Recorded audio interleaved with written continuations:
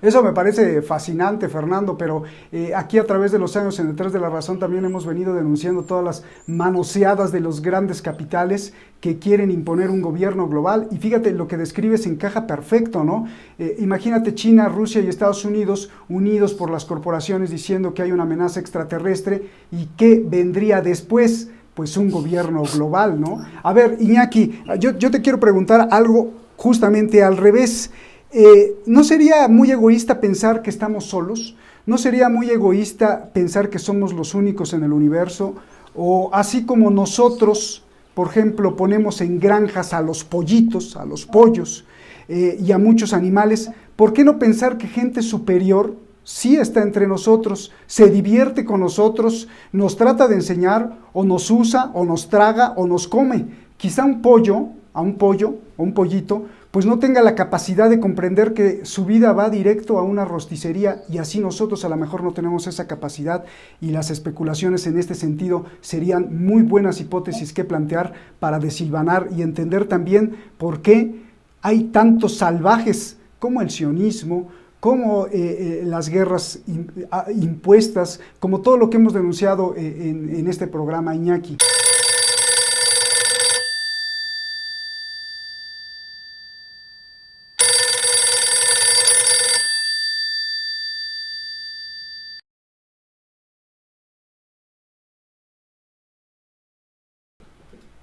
Bueno, estamos solos aquí a nivel del universo, a nivel de la Tierra. A nivel del universo siempre se ha pensado que existían otros. Giordano Bruno, el monje en la Edad Media, pensó que no estábamos solos y que existían otras vidas en otros planetas y lo quemaron vivo. Lo quemaron vivo. O sea, y ahora se sabe que puede existir vida en la Tierra, perdón, vida en el espacio. Otro problema es que sea vida inteligente, que esa vida inteligente haya llegado al grado de evolución nuestro o que lo haya superado, incluso que haya evolucionado más allá de nuestras capacidades, ¿no? Y luego ya hay toda la serie de hipótesis sobre si esa vida inteligente que está en el exterior, etcétera, en un mundo que tiene una tal cantidad de planetas que sería científicamente muy poco sostenible que en algún sitio no haya surgido vida, Claro. ¿vale? Otra cosa luego sería la cuestión de llegar hasta la Tierra, ¿no? Sí es cierto que existe la hipótesis de que ya se ha superado la velocidad del sonido, ¿no? Perdón, la velocidad de la luz, ¿no? Hay otros científicos que dicen que eso es materialmente imposible, ¿no? Y que los requisitos que tendría que haber para superar la velocidad de la luz serían tales que prácticamente eso es materialmente imposible, ¿no? Pero esto es un debate que ahora no podemos entrar. Yo creo que uno de los grandes hechos una de las grandes afirmaciones de Einstein que se sostienen todavía es el de la velocidad de la luz, pero no vamos a entrar en ese sentido, aunque es importante porque si existiera vida en otros planetas, tendría que ser una vida muy, muy, muy anterior a haber desarrollado un potencial tremendo, ¿no? Y hay científicos que plantean que serían seres mecánicos, no seres biológicos, serían seres mecánicos que vinieran. Otro problema sería la de la hibernación. En fin, entramos aquí en cuanto a vida exterior a la Tierra, ¿eh? Entramos aquí en un juego de hipótesis que requeriría mucho tiempo, porque prácticamente se han analizado todas las hipótesis posibles, incluso que serían cuerpos biológicos diferentes al humano, ¿no? Y que tendrían otra composición orgánica diferente a la vida terrestre, ¿no? Tenemos los extremófilos, por ejemplo, ¿no? Que viven en condiciones extremadamente duras, incluso dentro del planeta. Bueno, eh, con esto simplemente estoy diciendo que en este programa no nos da tiempo a entrar en la profundidad y con el rigor que debiéramos centrar esas cuestiones, ¿no? Si existe vida en el interior de la Tierra, claro que se ha sostenido eso, ¿no? Los nazis estaban seguros que existían otras tierras dentro de la Tierra, ¿no? Incluso y existe toda una hipótesis que también defendieron algunos científicos rusos de que la Luna era una gigantesca nave espacial parada en el espacio, porque hay algunas leyes de la física que la Luna no cumple, ¿no?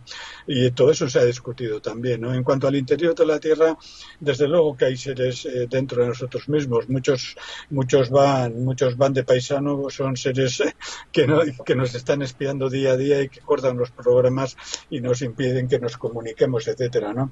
Pero yo en ese sentido soy tremendamente escéptico desde el punto de vista de la ciencia, ¿no? Tendríamos que tener mucha más confirmación, ¿no? Porque todo el conocimiento humano está una y otra vez desautorizando la historia de los milagros. Una y otra vez los milagros se desploman, ¿no? Y según qué corrientes políticas dominen en el Vaticano, periódicamente aparecen más milagros, ¿no? Uno de ellos es, digamos, incluso en el esoterismo, ¿no? Madame Blavatsky y otras corrientes esotéricas, ¿no? Cuando hablan de los elementales, ¿no? Lo elemental como la fuerza básica, ¿no? Que podría existir en cualquier parte del universo. Hipótesis sobre esos hay por todas partes, pero después de 500 años de ciencia, 300 de ciencia positivista y 150 de ciencia materialista, de ciencia dialéctica, no se dispone de pruebas fehacientes y todas las hipótesis que se han planteado se hunden en ese sentido, ¿no? Yo insisto, sí creo que existen fenómenos que todavía no tienen explicación, ¿no? Por ejemplo, acordémonos que hace unos años empezaron a circular los rumores de que determinados barcos norteamericanos de pronto se quedaban sin comunicaciones, ¿no?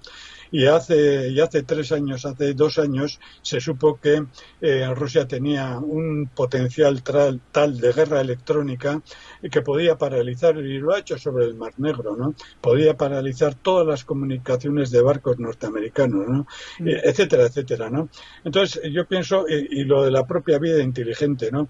Yo pienso que estos datos lo único que van a terminar demostrando es, con un plazo mayor o menor, que todavía no hay una base científica mensurable y contrastable para decir que existen objetos materiales en el sentido filosófico de categoría filosófica, no en el sentido del tosco materialismo del siglo XVIII y del siglo XIX. Me refiero a materia como categoría filosófica. Todavía no hay seres materiales ahí fuera que puedan, digamos, contactar o que quieran contactar. Y concluyo con esto. La hipótesis de que periódicamente nos visitan sociedades extraterrestres que cuidan de nosotros y que nos protegen y que evitan y que desarman las bombas nucleares, que paralizan sistemas de control, que congelan determinadas decisiones estratégicas, etcétera, etcétera, es una hipótesis que viene de una costumbre anterior, que es la del ángel de la guarda, que es anterior al cristianismo. El ángel de la guarda surgió en religiones anteriores al cristianismo y se supone que son espíritus que nos protegen, ¿no? Yo creo que con el tiempo todo esto se va a ir uniendo. No es que crea porque tengo fe en algo que no conozco, ¿no? Sino porque hay toda una evolución del conocimiento humano y todo un descrédito de todas aquellas interpretaciones que vuelven a repetir que existen ángeles de la guarda. Todas esas interpretaciones vuelven a repetir que existen ángeles de la guardia. Hay un descrédito tal de todo eso que por la simple interpretación, por la simple inferencia se llega, y por una concepción ética también, se llega a descubrir que si hubiera esos seres superiores, como los podía haber hace 3.000 años, si hubiera esos seres superiores, tendrían que ser decididamente malignos, porque en estos momentos tendrían que, por ejemplo, acabar con la pandemia del COVID inmediatamente. En vez de desactivar bombas nucleares, podrían acabar con la pandemia del COVID, o podrían paralizar, por ejemplo, la subida de la alimentación, o podrían contener el calentamiento climático, etcétera, etcétera, ¿no? Desde este punto de vista, si empezamos a hacer preguntas críticas, todas estas afirmaciones tendrían una bajísima base de sustentación, suponiendo que fueran seres con un mínimo de ética. Que se les supone en el sentido de que no quieren que haya una guerra, ¿no? Un mínimo de ética obligaría a decir, si no quieren que haya una guerra termonuclear, ¿por qué están permitiendo que miles de seres humanos estén muriendo día a día, ¿no? Etcétera. Entraríamos en un debate tal que nos llevaría a toda una interpretación de la historia. Basta ver la matanza en Yemen. Pero dos cosas, Iñaki, a ver, tomando y reflexionando sobre las propias tesis de Einstein y después de los contemporáneos científicos, en donde el tiempo es tan relativo que podría no existir y ser otra dimensión más de la masa o de la materia, que ya Fernando nos podría hablar. Considerando esto y considerando que el positivismo creo que para mí tiene graves consecuencias, porque ha hecho una mente muy rígida y alejado al ser humano de la espiritualidad, y que empieza con Kant incluso, y el mismo Kant reconoce que finalmente, por muy rígida que sea la razón, hay que empezar desde un presupuesto, y el presupuesto está allá arriba con el presupuesto de la existencia, y ahí hasta la ciencia tiene que tener un acto de fe y confiar en de que existe algo, y que el existente es el que pregunta, y aún la ciencia no puede demostrar la existencia. Pensando en todo esto, ¿qué tal si la intuición es otra de las herramientas básicas del ser humano, y esta intuición plasmada a través de lo que podrían llamar los antropólogos las proyecciones psicológicas, como el ángel de la guarda, resultan ser ciertas por sentido común y no por ciencia? Iñaki. Bueno, el positivismo y el neocantismo y todas las escuelas kantianas son solamente una parte de los debates epistemológicos que hay ahora en la ciencia, ¿no? Y no solamente en la ciencia espacial, sino en la ciencia sanitaria, en la biología, etcétera, etcétera, ¿no? En todas las ciencias, ¿no? Aparte del positivismo y las corrientes neocantianas, hay otras corrientes que defienden, por ejemplo, la teoría de la inmanencia, ¿no?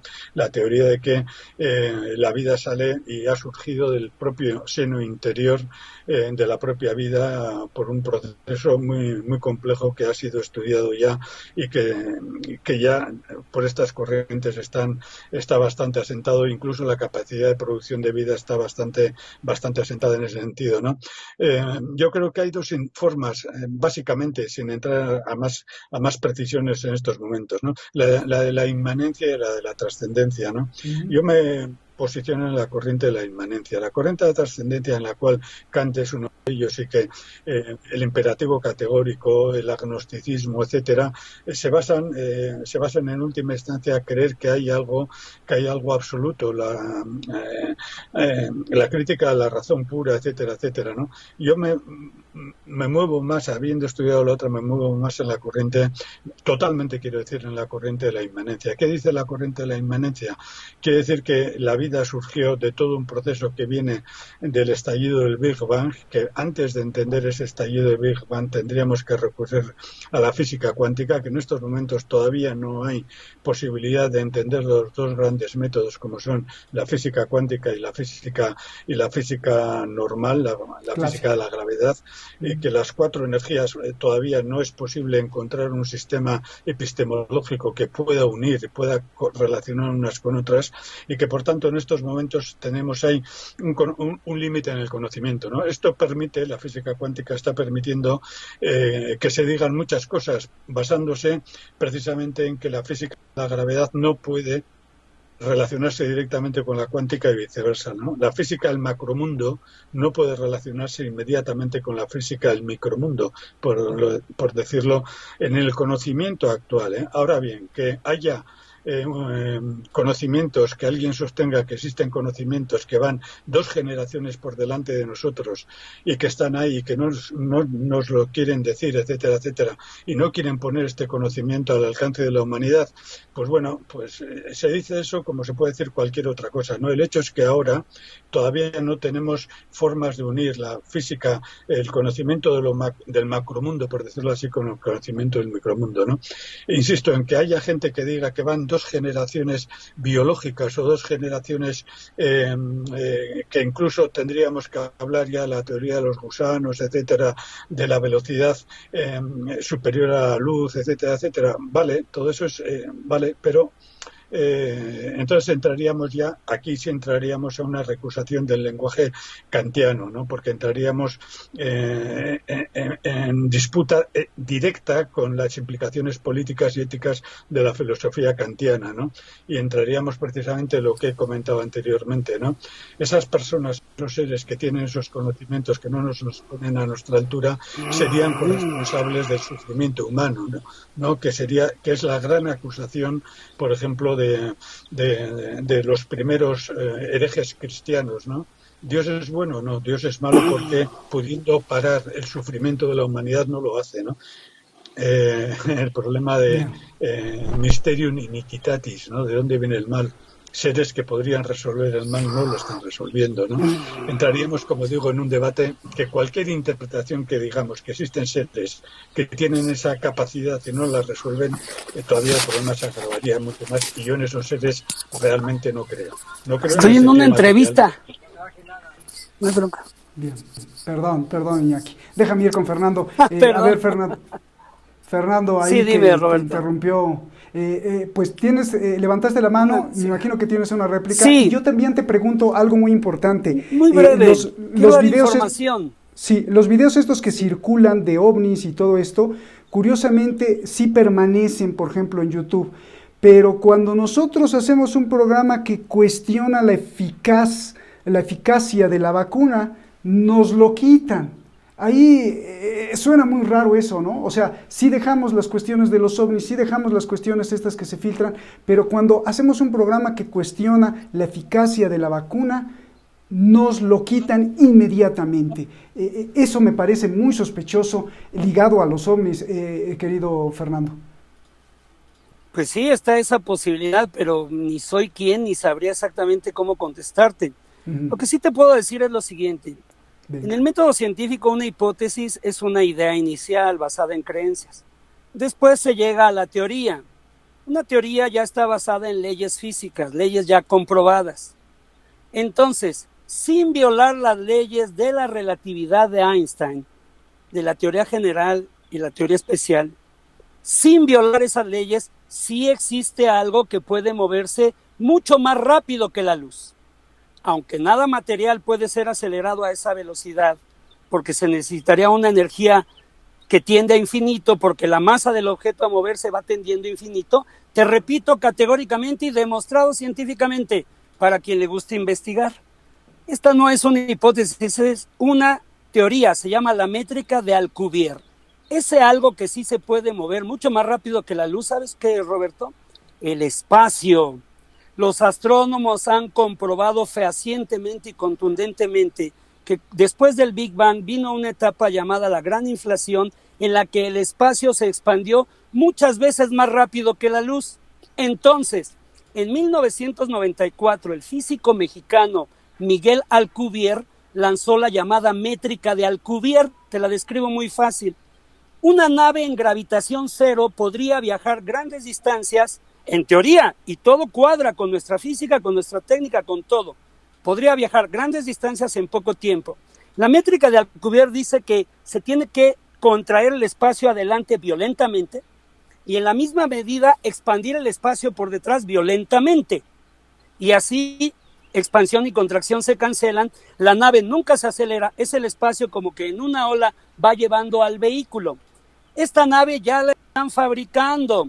Se llama Harold White, el director de proyectos de investigaciones avanzadas de la NASA, y esta nave se llama IXS Enterprise. Están ensayando el microcosmos, todo ha funcionado, aparentemente nada va a impedir que esa nave se haga, piensan tenerla lista para pruebas en el año 2090.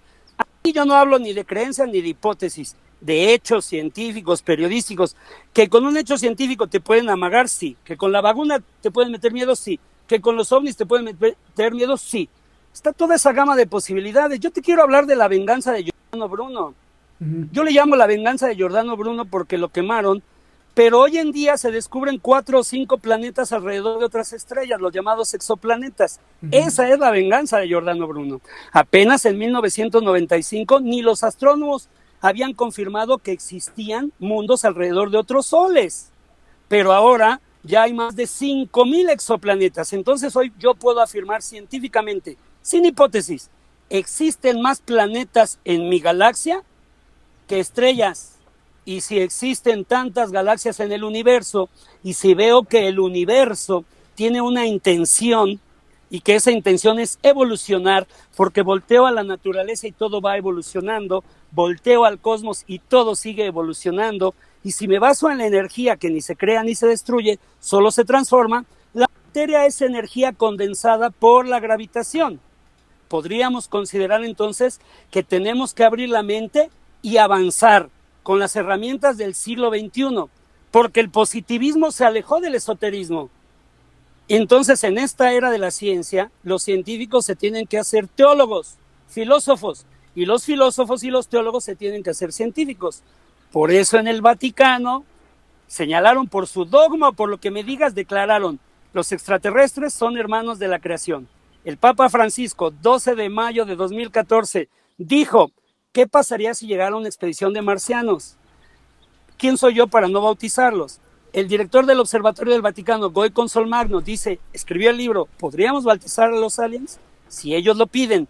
Pero mientras, los astrónomos del Vaticano, ojo, la Espécola Vaticana es el observatorio astronómico de la era moderna más longevo, que tiene más siglos, y tienen algunos de los mayores telescopios más potentes del mundo en Arizona, como el BAT y el gran telescopio binocular llamado Lucifer, que son unas siglas, ¿no? Aquí no me quiero meter con el nombre, no, llama la atención, pero ellos ya son astrobiólogos. Benedicto XVI en 2009 bendijo sus trabajos de astrobiología en el primer simposio de esta ciencia en el Vaticano. ¿Qué quiere decir?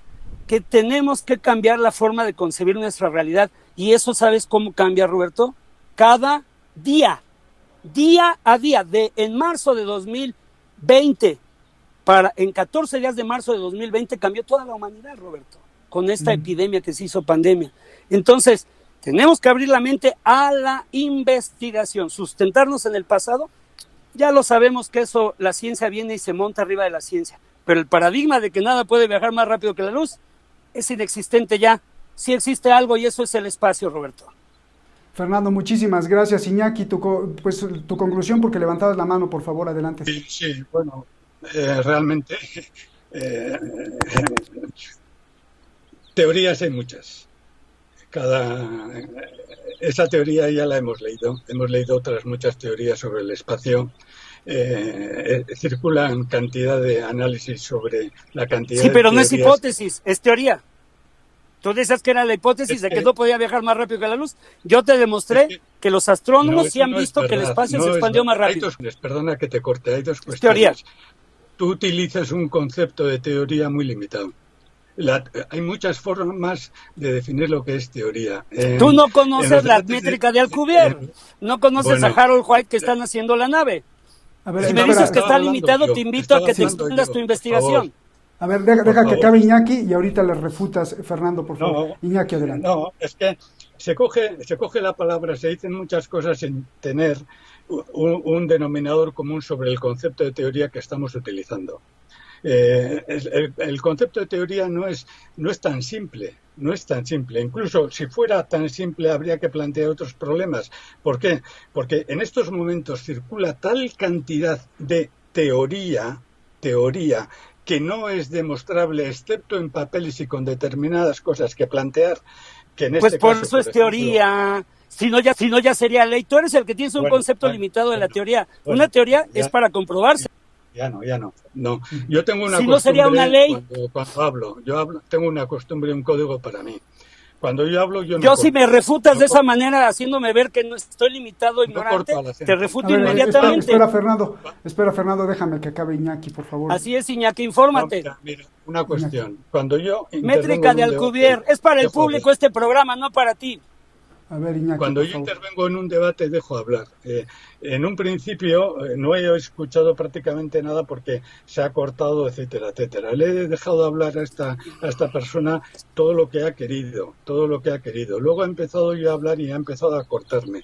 Yo tengo, y lo ha hecho varias veces, eso no es ningún criterio ético, de ética científica. Sí, tampoco es criterio ético decirme que mi concepto es limitado.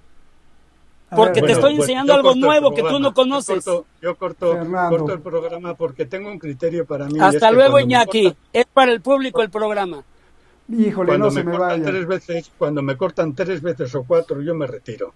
Entonces, como hay un corte sistemático y no se me deja exponer, que tendríamos que empezar por cuestiones previas. ¿Qué se entiende por teoría? Porque igual podemos entender cosas diferentes o podemos exigir que haya una definición común que nos ponga a los dos de acuerdo. O sea, porque yo he leído lo que esa persona ha dicho, he leído todo eso, pero hay otros que no están de acuerdo con eso y también habría que nombrarles, ¿no? No se puede decir.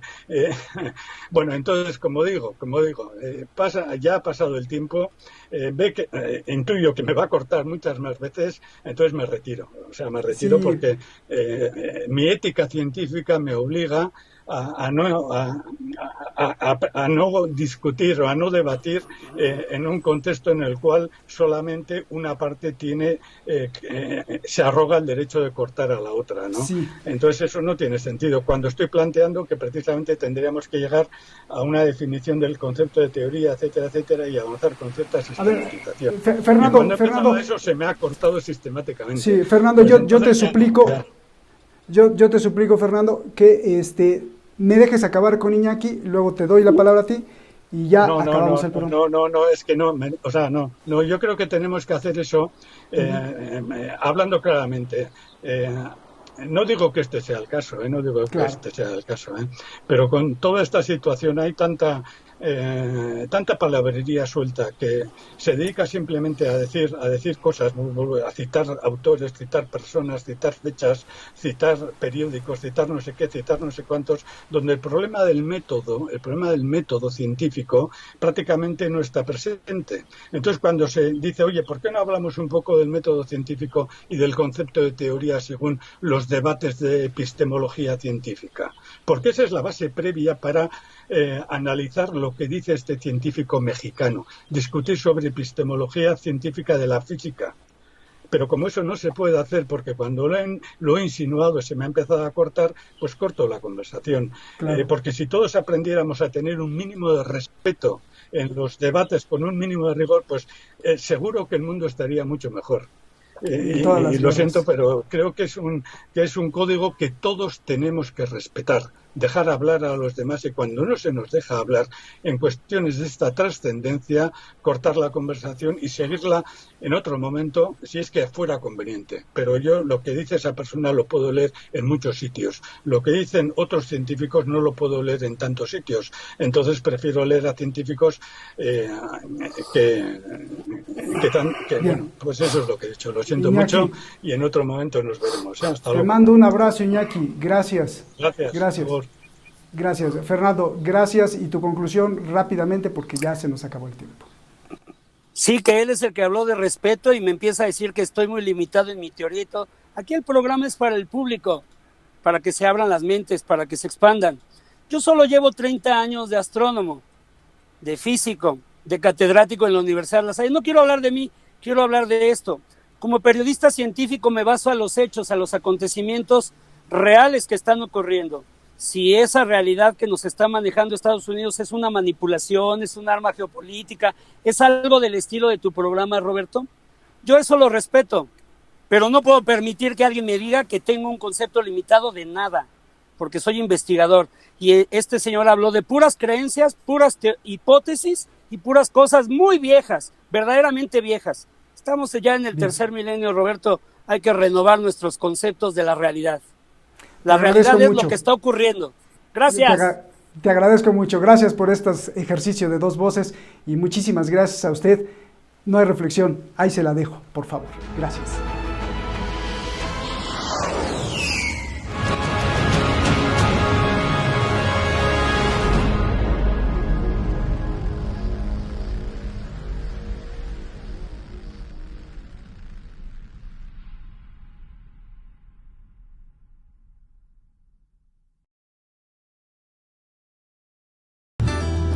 Pedirle, como todos los canales lo hacen y que gracias a esto podemos existir y llevar la información, que haga algo muy sencillo. Solo píquele ahí y suscríbase, toque la campanita, para que este espacio de libertad continúe. De lo contrario, los que nos quieren manipular seguirán avanzando. ¡Saludos!